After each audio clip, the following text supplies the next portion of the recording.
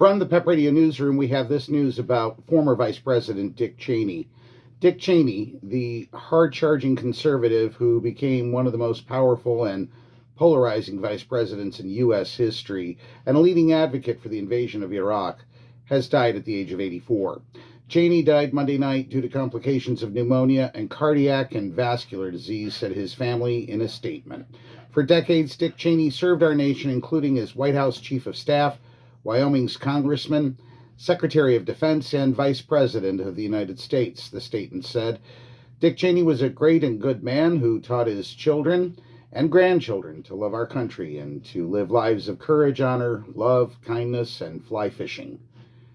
We are grateful beyond measure for all Dick Cheney did for our country, and we are blessed beyond measure to have loved and been loved by this noble giant of a man. The quietly forceful Cheney served father and son presidents, leading the armed forces as defense chief during the Persian Gulf War under President George H.W. Bush, and before returning to public life as vice president under Bush's son, George W. Bush. Cheney was, in effect, the chief operating officer of the younger Bush's presidency. He had a hand, often a commanding one, in implementing decisions most important to the president and some of surpassing interest to himself, all while living with decades of heart disease and post-administration a heart transplant.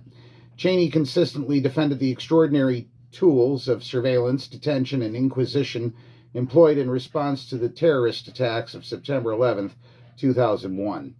Years after leaving office, he became a target of President Donald Trump, especially after his daughter Liz Cheney became the leading Republican critic and examiner of Trump's desperate attempts to stay in power after his election defeat and his actions in the January 6, 2021 riot at the Capitol.